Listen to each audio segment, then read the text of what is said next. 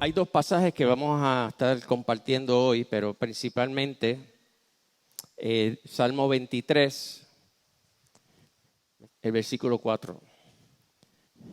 Así que si usted tiene su Biblia por ahí cerca, ya sea análoga o digital, puede buscar Salmo 23 y Primera de Reyes 20. Y vamos por ahí. ¿Sí? Me gustó la Biblia análoga de Ricky el domingo pasado. ¿Ustedes la vieron? Eso es una Biblia que está bien usada. O sea, y así es que tiene que estar. Ricky, estamos hablando de tu Biblia que nos gustó porque está bien, tiene testimonio de que está bien usada. Amén.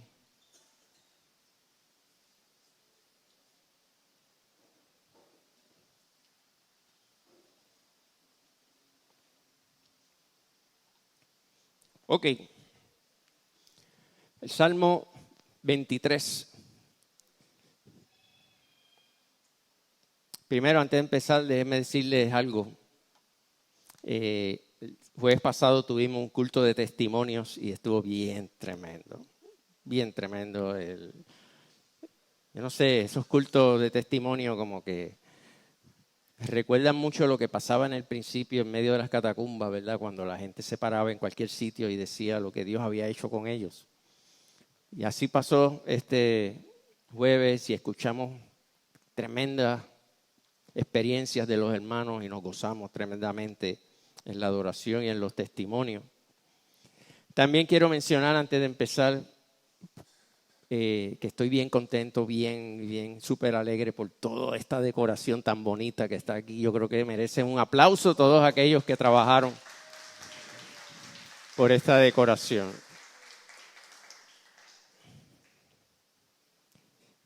Si no la ven allá en sus hogares, ahorita, mira, podemos coger una camarita y enseñarles por ahí cómo se ven las cosas. O venga para acá, ¿verdad? Y nos visita un domingo y lo ve. Está muy bonito todo. Ok, Salmo 23 dice, Jehová es mi pastor. Yo creo que hay muchos de ustedes se saben esto de memoria, ¿verdad? Porque yo cuando estaba en la escuela, que cogía clase de Biblia, pues esto había que aprendérselo. Jehová es mi pastor, nada me faltará. En lugares de delicados pastos me hará descansar, junto a aguas de reposo me pastoreará. Confortará mi alma, me guiará por sendas de justicia, por amor de su nombre. Aunque ande en valle de sombra de muerte, no temeré mal alguno, porque tú estarás conmigo. Tu vara y tu cayado me infundirán aliento. Aderezas mesa delante de mí, en presencia de mis angustiadores. Unges mi cabeza con aceite, mi copa está rebosando. Ciertamente, el bien y la misericordia me seguirán todos los días de mi vida, y en la casa de Jehová moraré por largos días. Quiero compartir con ustedes hoy, los que están aquí y los que están allá en sus hogares, donde quiera que estén, algo que el Señor ministró a mi vida primeramente, porque esa es quizás la mejor predicación, es aquella que Dios te ministró a ti primero, ¿verdad? Yo recuerdo hace unas semanas atrás que vine al culto de la Catacumba 2 y Miguel predicó sobre lo que Dios había ministrado a su vida. Y fue bien tremendo, y así me pasó a mí también. Es un tema a través del cual el Señor pues trajo, ¿verdad? Confortó mi alma, como dice el Salmo, en un momento de incertidumbre, de un poquito de desesperación, de no saber, ¿verdad? Lo que estaba pasando alrededor mío. Y cuando hablo de confortar el alma, me refiero a animar, me refiero a fortalecer, me refiero a recibir consuelo, a sentir cerca de mí el amor del Señor. ¿Okay? Y esto está inspirado, este mensaje, lo debo decir, ¿verdad? Para que conste en récord, en un devocional de la aplicación de Bible que muchos de ustedes usan. Este devocional fue de Andy Figueroa del ministerio Jeremías 29:11 y ministró mucho a mi vida y me inspiró a compartir con ustedes esto. Mi familia y yo en este momento estamos viviendo tiempos un poco complicados, ¿verdad? Es uno de esos momentos donde suceden muchas cosas a la vez. Yo no sé si a usted le pasa que como que viene una cosa y después la otra y después la otra. Y entonces como que se hace evidente ese refrán que dice llueve y no para de llover. Y así pasa, ¿verdad? A veces en mi vida pasó en este tiempo y en mi familia. Y yo sé que a ustedes también les ha pasado en su momento. Y en su mayoría han sido asuntos que están relacionados a la salud, ¿verdad? Dentro del ámbito de la familia. Y ha traído una serie de ajustes y momentos de cambios en la vida. Porque uno se acostumbra, ¿verdad? A las rutinas, uno se acostumbra y uno se cree que uno tiene todo en control. Y de momento suceden cosas y todo cambia. Y te das cuenta que nuestra mirada no puede estar en nosotros o en las cosas que hacemos o cómo las hacemos, sino que siempre tiene que estar en donde nuestra mirada, en el Señor. Te das cuenta de que aunque las cosas alrededor nuestro se tambaleen, como un terremoto, como un mar embravecido, siempre, escúchalo, siempre hay un punto de referencia que traerá paz a tu vida. Siempre hay un punto de referencia que traerá paz a tu vida y se llama Jesús. Nombre sobre todo nombre.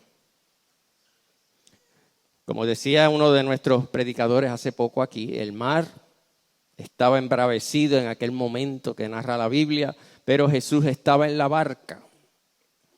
¿A dónde vamos a poner nuestra mirada? Si la ponemos en las circunstancias, nos atemorizamos, nos desconcertamos, nos cae la incertidumbre, nos descomponemos. Si la ponemos en Jesús, recibimos esperanza. Mientras el mar y el viento nos jamaquean, tenemos de dónde agarrarnos. Porque ciertamente hay circunstancias que van a jamaquear nuestra vida. ¿Ok? Llueve sobre justos e injustos. Situaciones suceden en este mundo que es un mundo caído. Y llegan esas situaciones y nos jamaquean. Ojalá podamos recordar en esos momentos que Jesús está con nosotros, como Jesús estuvo en la barca, y que Él es una torre fuerte a la que podemos ir y refugiarnos. Él ciertamente nos dijo en Juan 16:33 que en este mundo tendríamos aflicciones. Así que no nos debe extrañar que de vez en cuando el piso debajo de nosotros se tambalee, se mueva. Ustedes tienen que haber vivido la experiencia quizás que, esto se siente bien sólido. Y ahí, tú sabes, yo confío que yo pongo el pie y eso está ahí sólido. Pero no sé si han vivido la experiencia cuando hay un temblor y si es fuerte. Porque aquello que tú crees que es sólido, de momento se mueve y te tambalea. Y tú, pero ¿de dónde voy a sostenerme yo ahora? Y eso pasa, ¿verdad? Muchas veces entre nosotros en la vida. Algo que parece sólido, de momento se tambalea. Y uno se desorienta y pierde un poco la referencia. Y por eso es importante acordarse que Jesús está con nosotros. Porque esa referencia no cambia. Pueden cambiar cosas, otras cosas. Puede moverse el cielo y la tierra. Pero Jesús no cambia. ¿Ok? Hay un corito de eso, que se mueve el monte y la mar, ¿verdad? Y todas esas cosas.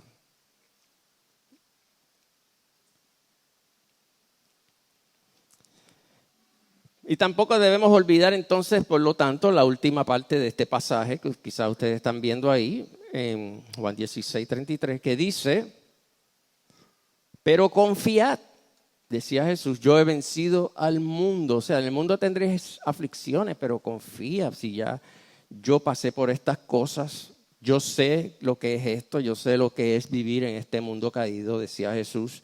Y te estoy diciendo que no vas a estar solo, que yo estoy contigo, que puedes confiar en mi cuidado, que puedes confiar en mi provisión, que yo voy a estar contigo no solamente aquí, sino también en toda la eternidad. Tampoco debemos olvidar la primera parte de ese pasaje, cuando él dice, estas cosas os he hablado para que en mí tengáis paz. Y hoy aquí en este lugar, a través de estas cámaras y este sitio, pues les digo que Jesús habló estas cosas para que tú tengas paz. ¿Ok? La provisión, el cuidado de Jesús viene a nuestras vidas de muchas formas, ¿verdad? A veces ni nos damos cuenta, pero hay detalles que Dios hace para nosotros, ¿verdad? Que llegan a la vida en el momento adecuado y preciso, a través de hermanos que se solidarizan contigo en el momento del dolor, de la aflicción, de la confusión. Recibes esa llamada importante que te ayuda, que conforta tu alma. Recibes un mensajito de texto ahora que tenemos esa tecnología que te ayuda a salir adelante en un momento de tristeza.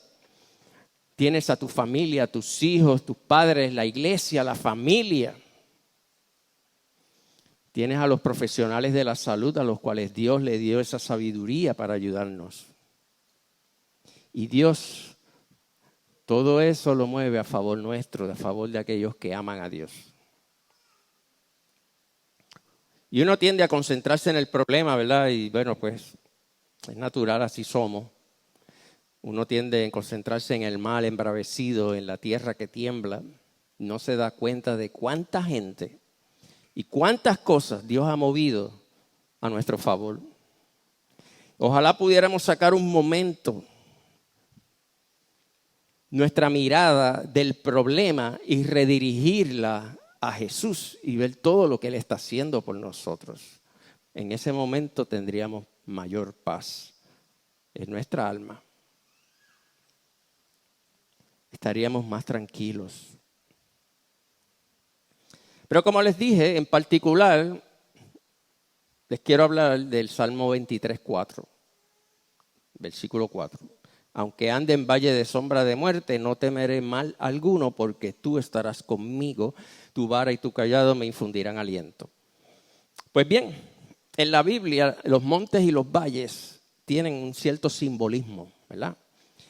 Y el Salmo habla de un valle de sombra de muerte.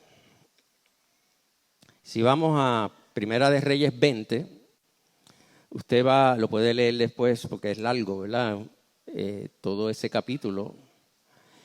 Y va a haber una historia de batallas entre el rey de Israel en ese tiempo, que se llamaba Acab, y el rey de Siria, que se llamaba Ben-Hadad.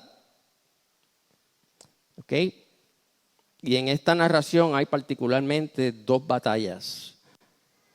Y les diré que Acab, el rey de Israel, no era un santito, ¿verdad? Él hizo sus cosas que no eran agradables a Dios, pero aún así la misericordia de Dios se movió con él y con el pueblo de Israel. Y en este caso particular, pues Acab escuchó la voz de Dios a través de los profetas de ese tiempo y confió en Dios y eso le vino bien. Y estas batallas que habla en este capítulo 20 de Primera de Reyes tienen unas cosas particulares que se las resumo aquí. Primero es que los recursos militares de Siria comparados con los de Israel, o sea, Siria tenía batallones, gente, miles y miles y miles de personas para batallar, soldados, carros de batalla. Era un ejército con unos recursos extraordinarios, mucho mejores que los de Israel. Y segundo, Israel estaba prácticamente solo, entre comillas. Mientras que el rey de Siria tenía aliados, ¿verdad? Era como la OTAN, que tenía toda esa gente junta ahora, ¿verdad? Allá en Europa y América y todo eso. El rey de Siria tenía 32 reyes con él, con los 32 ejércitos de esos reyes. Estamos hablando que desde el punto de vista de Israel y de Acab, pues esto era lo que viene por encima de mí, olvídate que está fuera de liga. Y entonces el rey de Siria, dice el versículo 2 de ahí, de Primera de Reyes 20, que envió a la ciudad mensajeros para que le dijeran a Acab, rey de Israel, así dice Ben-Hadad, tu oro y tu plata son míos, lo mismo que tus mujeres y tus hermosos hijos. O sea, eso era la costumbre en esos pueblos en ese tiempo, ¿verdad? Yo voy para allá y me quedo con tus mujeres y me quedo con tus hijos y los uso de esclavos o los uso como yo quiera y con tu plata y con tu oro. Entonces imagínate, es un momento cuando llega la amenaza, llega la situación a tu vida de algo que parece ser más fuerte que lo que tú puedes manejar. Y te das cuenta que no tienes, o tú piensas que no tienes las capacidades, la provisión para hacerle frente a ese reto. Y eso amenaza con quitártelo todo. Para empezar, quitarte la paz. Y de primera intención, Acab se atemorizó. Y dijo, bueno, yo no puedo hacer nada. Así que mandó a decirle al rey de Siria que estaba de acuerdo, que viniera y se quedara con las mujeres y con los hijos. Así de atemorizado estaba Acab, ¿verdad? Y de poca fe en ese momento. Y el rey de Siria se dio cuenta que Acab pues, estaba debilito, porque le dijo eso. Así que le dijo, pues espérate, yo voy a aprovechar. Yo no me voy a quedar solo con tus hijas y con tus hijos. No, voy a coger todas las casas de tus funcionarios, o sea, en otras palabras, voy a quedar con todo. Y pues, si usted sigue leyendo por ahí, se da cuenta que hubo una serie de conversaciones, ¿verdad? La diplomacia entre la OTAN, Rusia y todas esas cosas que pasan, y tratando de llegar a acuerdos. Pero a fin de cuentas, Acab no estuvo de acuerdo con que Siria se quedara con todo y se lo mandó a decir al rey de Siria, ¿verdad? Por lo tanto, ¿qué hizo el rey de Siria? Dijo, pues está bien, si tú no podemos negociar, pues entonces yo voy para allá y voy a atacar tu pueblo. Y en ese momento vino el profeta de Dios y habló con el rey de Israel y le dijo, así dice el Señor, ¿ves este enorme ejército? Hoy lo entregaré en tus manos y entonces sabrás que yo soy el Señor. Y le dio unas instrucciones específicas bien interesantes, las voy a discutir con ustedes aquí. Le dijo, no te quedes esperando, ¿ok? Ve adelante. En otras palabras, toma iniciativa en contra del enemigo. Sé fiel y confía. O sea, sal adelante, ora, muévete en fe, creyendo que Dios va a estar contigo. No es que solamente estás ahí, Dios va a estar conmigo. No, yo me muevo en fe, porque la fe requiere una acción de nosotros. Y esa acción confirma nuestra creencia de que creemos al Señor, ¿verdad? Así que primero el Señor le dijo eso, que se moviera en fe. Segundo, Israel tenía 7,000 guerreros enlistados,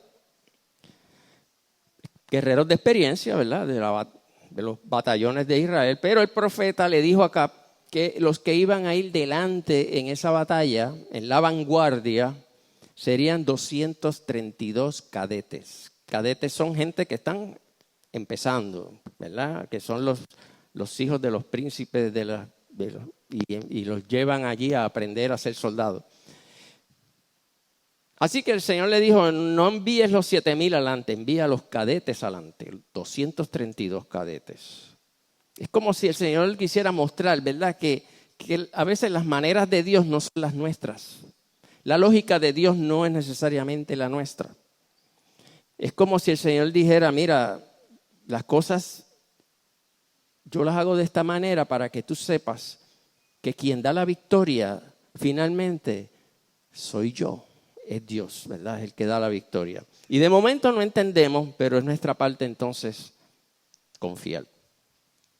Y tercero, le dice a Acab que él, el rey, él mismo iba a iniciar la batalla. O sea, que no era que Acab se iba a quedar en el palacio, escondido, por allá atrás. No, él le dijo, tú vas a ir y vas a iniciar la batalla.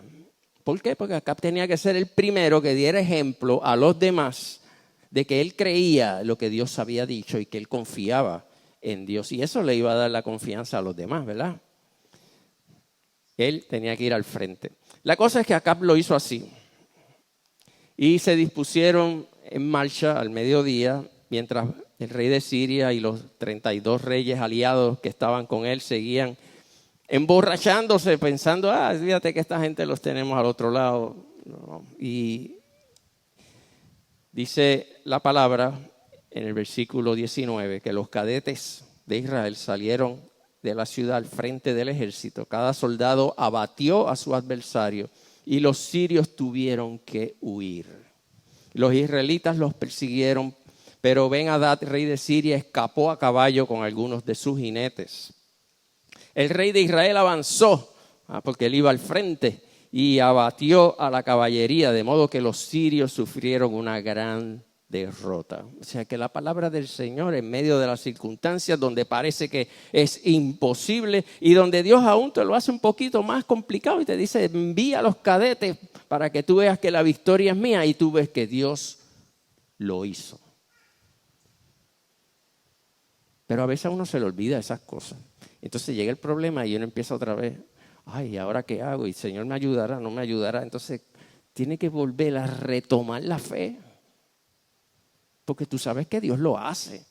Tú lo has vivido, tú has tenido la experiencia. Es cuestión de recordar, ¿verdad? Y el Señor se encarga de recordarnos. Dice el versículo 22 ahí en 1 Reyes 20 que más tarde el profeta se presentó ante el rey de Israel y le dijo, mira, no te duermas en los laureles, hazte un buen plan porque el año que viene el rey de Siria va a volver a atacar. ¿Ok?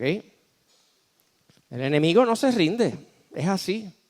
Como dicen en el boxeo, no podemos que bajar la guardia. Y en el transcurso de ese año el rey de Siria y sus aliados tramaron. Por otra parte, los funcionarios del rey de Siria le aconsejaron, los dioses de los israelitas, mira esto, escúchate esto. Los dioses de los israelitas son dioses de las montañas, porque ellos no tenían en cuenta que Israel era un solo Dios, tampoco eran muchos dioses. Pero así lo dijeron, ¿verdad? Los dioses de los israelitas son dioses de las montañas, por eso son demasiado fuertes para nosotros. Pero si peleamos contra ellos en las llanuras, sin duda los venceremos. Y esto es bien clave, este mensaje, este pasaje que hay ahí es bien clave para entender la predicación. Porque la Biblia cuando habla de valles o llanuras o así, ¿verdad? Valles, llanuras, desiertos, es como si fuera una representación de ese desierto, de esa etapa difícil de tu vida. Mientras que los montes o las alturas representan los momentos de bendición. ¿Ok? Repito, cuando la Biblia habla de valles o llanuras es como si fuera una representación del desierto, de la etapa difícil en tu vida. Y los montes y las alturas son los momentos de bendición. Los sirios creyeron que vencerían a los israelitas si peleaban con ellos en el valle, en la llanura, en el desierto. Pensando que ahí Dios no estaría con ellos. Que si estaban en el desierto es porque Dios los había abandonado. Yo no sé si tú lo captas, pero es como si el enemigo te estuviera tratando de decir, ahí en tu desierto te agarro débil y acabo contigo. Dios no está contigo, te está diciendo ese enemigo, cuando lo estás pasando mal. Estás solo, estás en el valle de sombra de muerte. Y esto es lo que te espera. Eso es lo que el enemigo está diciéndoles a ellos y nos dice a nosotros cuando estamos en nuestro valle de sombra de muerte. Porque el enemigo cree que cuando estamos en nuestros desiertos, Dios no está con nosotros. Dios nos ha abandonado. Y a veces nosotros nos creemos eso. Nos creemos que es así. Y los sirios volvieron y acamparon frente a Israel para hacerles batalla. Un ejército frente al otro. Dice en Primera de Reyes que los israelitas parecían rebaños de cabra. O sea, era un grupito mientras que los sirios cubrían todo el campo. Eran miles y miles y miles de sirios. Y es como así el enemigo a veces nos dice, aquí estás tú en el desierto, Dios te abandonó y ¿sabes qué? Somos más fuertes que tú. Pero te digo una cosa. En ese momento, Jehová, Dios de los ejércitos de Israel, habló. Y dijo, el hombre de Dios, dice aquí, se presentó ante el rey de Israel, ese es el versículo 28, y le dijo, así dice el Señor, por cuanto los sirios piensan que el Señor es un Dios de las montañas y no un Dios de los valles, yo te voy a entregar este enorme ejército en tus manos y así sabrás que yo soy el Señor. Y dice la Biblia en el 29, 7 días estuvieron acampando los unos frente a los otros y el séptimo día se desató el combate y en un solo día los israelitas le causaron 100,000 bajas. Habían 100,000 soldados sirios, ¿ok? Israel tenía 7,000.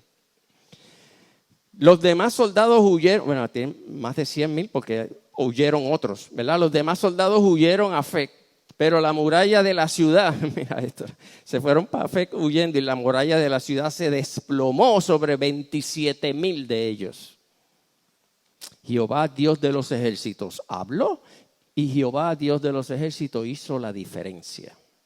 En tu vida, cuando tú pasas momentos así como estos, Jehová, Dios de los ejércitos, habla a través de la palabra, habla a través de tus hermanos, de los que te llaman, de los que te hacen su textito, de un mensajito en Facebook, en YouTube, de un mensaje aquí en la iglesia. Jehová habla y Jehová hace diferencia en medio de tu situación. Yo lo sé porque lo he vivido y yo sé que ustedes han vivido eso, pero a uno se le olvida. Y tiene que retomar el tema, ¿verdad? Y entonces,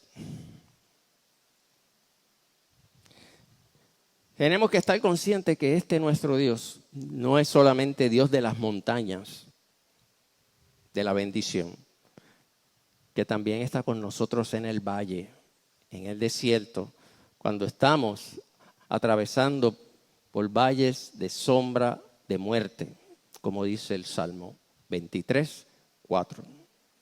La intención del enemigo es hacernos sentir que Dios está muy lejos de nuestros problemas, que no se interesa por ellos, pero en realidad Él está más cerca de nosotros de lo que creemos, de lo que podemos imaginar. Dios camina con nosotros y a veces nos lleva al hombro cuando necesitamos ser cargados. Cuando transitamos por el valle de sombra de muerte. El Señor le dio una gran victoria a Israel en medio del desierto, cuando todo parecía estar en contra. Y su victoria fue mayor incluso que la primera batalla que pelearon cuando estaban en los montes. Porque cuando estás en bendición, pues podría ser más fácil obtener la victoria, ¿verdad? Porque todo está como que tan chévere, tan chilling. Por lo menos así uno lo percibe, pero ¿qué pasa cuando te encuentras en tu momento más bajo, verdad? Cuando todo parece estar en tu contra, es entonces cuando tenemos que recordar el Salmo 23, 4 y darle sentido a lo que dice ahí, que aunque ande en valle de sombra de muerte, no temeré mal alguno, porque tú estarás conmigo. Y ahí le da sentido a eso. La batalla puede ser difícil, ¿verdad? Pero dice Proverbios 21:31 que el caballo se alista para el día de la batalla, mas Jehová es el que da la victoria. Y dice también Isaías 43:19, he aquí que yo hago cosa nueva, pronto saldrá a luz. No la conoceréis. Otra vez, abriré camino en el desierto y ríos en la soledad. Recuerda que el valle de sombra de muerte es la sombra, ¿ok? Quiere decir la percepción, la impresión, la amenaza de muerte. Pero Dios no es un Dios de muerte, Dios es un Dios de vida, de vida. Nuestra vida, decía el apóstol Pablo, está escondida con Cristo en Dios. Y Jesús también dijo, yo soy la resurrección y la vida. El que cree en mí, aunque esté muerto, vivirá, y todo aquel que vive y cree en mí no morirá eternamente. En Jesús siempre y en toda circunstancia hay esperanza de vida. Y antes de terminar, porque los veo que están muy calladitos ahí, quizás ya tienen sueño, ¿verdad? Y eso, pero no, estamos bien. Antes de terminar, quiero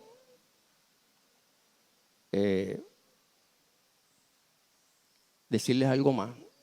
Y es que en el Salmo 23:4 también hay una frase adicional que dice, tu vara y tu cayado me infundirán aliento. ¿Ok? Y con eso termina ese versículo 4.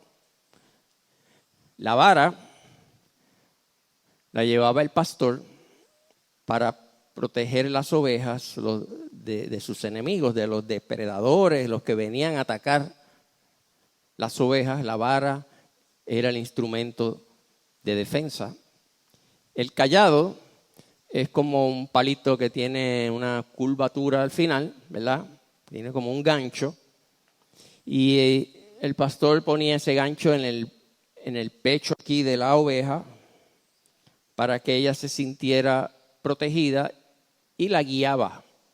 Si ella se desviaba, pues con el cayado la volvía a traer a la dirección correcta. Y si era una oveja muy, como hay alguna, muy voluntariosa, le daba su cantacito con el palo. ¡Ey, ey, por acá! Y la iba llevando. La iba llevando para que no se saliera del camino y pudiera estar en paz. Con el cayado el pastor les daba dirección, con la vara los protegía de sus enemigos. Juntas estas dos herramientas proveían tranquilidad a las ovejas porque estaban bajo el cuidado del pastor. Aunque a veces tuvieran que recibir su cantacito, ¿verdad? No importa lo difícil de la situación que estemos viviendo, aun cuando los vientos sean muy fuertes, sabemos que Dios en medio del desierto puede abrir ríos de bendición para nuestras vidas. Jehová es mi pastor. Nada me faltará. En lugares de delicados pastos me hará descansar. Junto a aguas de reposo me pastoreará. Confortará mi alma. Me guiará por sendas de justicia por amor de su nombre. Aunque ande en valle de sombra de muerte, no temeré mal alguno porque tú estarás conmigo. Tu vara y tu cayado me infundirán aliento. Aderezas mesa delante de mí en presencia de mis angustiadores. Unges mi cabeza con aceite, mi copa está rebosando. Ciertamente el bien y la misericordia me seguirán todos los días de mi vida. Y en la casa de Jehová moraremos por largos días. Gracias, Señor Padre bueno, por la palabra. Gracias por enseñarnos, Dios, y recordarnos estas cosas que nos ayudan a caminar en medio de los momentos de dificultad, Dios. Gracias por recordarnos que tú eres nuestro pastor y que nos proteges del enemigo y nos guías hacia pastos donde debemos alimentarnos. Gracias, Señor, porque sabemos que a veces nosotros no reaccionamos correctamente delante de los momentos difíciles. Se nos olvidan las promesas y las cosas lindas que tu Escritura nos ha enseñado. Pero aún así te damos gracias porque tú por encima de eso, Señor, nos recuerdas que estás con nosotros y que estás en medio de cualquier situación, como dice el Salmo. Tú estarás con nosotros y lo creemos en el nombre de Jesús. Amén y amén.